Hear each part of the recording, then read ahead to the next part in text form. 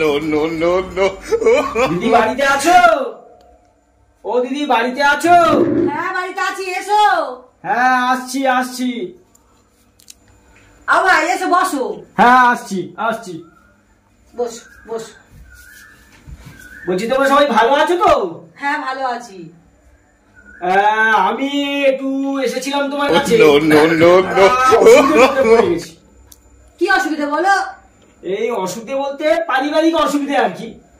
আর ব্যাপারটা হলো আমি একটা ক্যাজুয়ালে কাজ করি কলকাতায়, মাত্র ৬,০০০ টাকা করে পাই আর কি।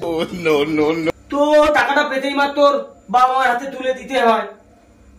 বাবা মা গুরুজন, না করতে পারি না। তো এই ৬,০০০ টাকা তো আজকাল আর চলে না। তো ঘটনা হচ্ছে বাবা মা আমার এদিকে বায়না ধরেছে, তাদের শখ হয়েছে তারা বৌমা দেখবে। No no no. তো ওরা সম্বন্ধ করেছে কয়েক জায়গায়।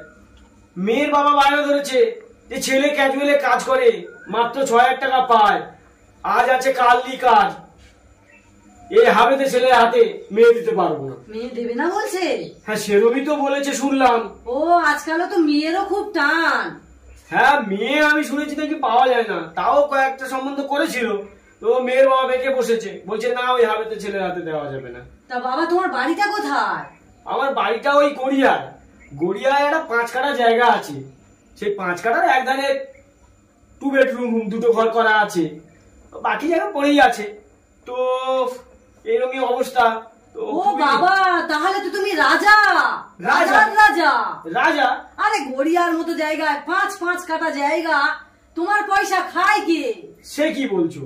হ্যাঁ তোমার বুদ্ধি নাই তাই কিছু করতে পারছো না। হ্যাঁ বুদ্ধি আর কি করে থাকবে, যার হাতে টাকা নেই তার বুদ্ধি নেই। তো মাত্র ৬,০০০ টাকা যদি মাসে পায় আর কি বুদ্ধি থাকবে। ওসব সলিউশন আমি তুরুপে করে দেব, তুমি শুধু বলো ভাই। তোমার ৬,০০০ টাকাটা শুধু একটা কাজ করতে হবে। কি কাজ করতে হবে? বাবা মার হাতে তুমি ৪,০০০ টাকা তুলে দেবে। আচ্ছা ৪,০০০ টাকা দিলাম। আর ২,০০০ টাকা নিজের কাছে রেখে দেবে। আচ্ছা ২,০০০ টাকা হাজার খিদে পেলে খাবে না। আচ্ছা। আর এক রাত্রে তুমি মুড়ি ২টো খাবে আর বাডলিপ চা খেয়ে শুয়ে পড়বে। একটু কষ্ট করতেই হবে।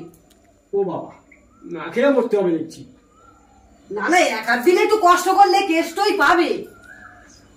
আচ্ছা যেমনটা বলছেন হ্যাঁ তেমনটাই করবো। তাহলে তোমার বয়স কত হলো? ১৯ বছর কি? আমার তো দেখে তাই মনে হচ্ছে। হ্যাঁ ১৯ প্লাস হবে আর কি।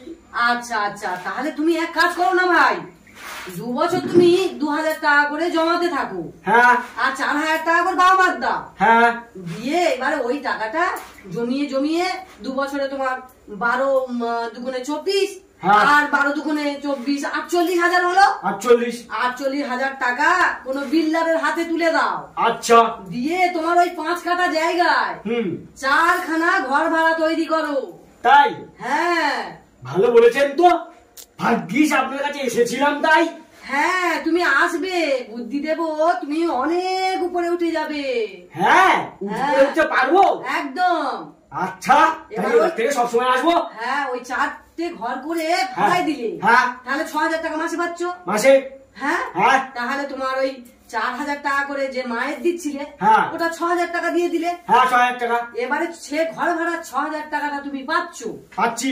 ওই ৬,০০০ টাকা নিয়ে তুমি জমাতে থাকবে। হ্যাঁ জমাতে থাকবো। দিয়ে আবার ঘর ভাড়া করবি। আবার ঘর ভাড়া করবো। তাহলে অনেক ঘর হয়ে যাবে তোমার ওই ৫ কাঠার উপরে। তাই? হ্যাঁ। বাহ, ভালো বুদ্ধি দিয়েছো তো। তাহলে আর একবার যদি তুমি আরো ৪খানা ঘর করো, হ্যাঁ তোমার তো ওখানে ৩, ৬, ১৮,০০০ টাকা মাইনে হয়ে যাচ্ছে।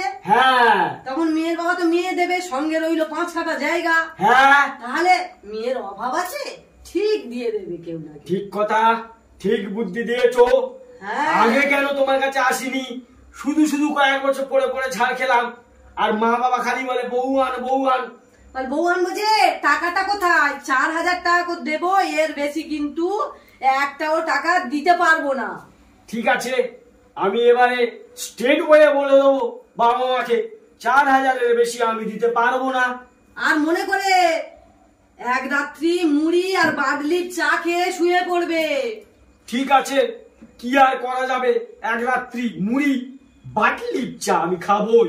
হ্যাঁ হ্যাঁ। no, no, no, no.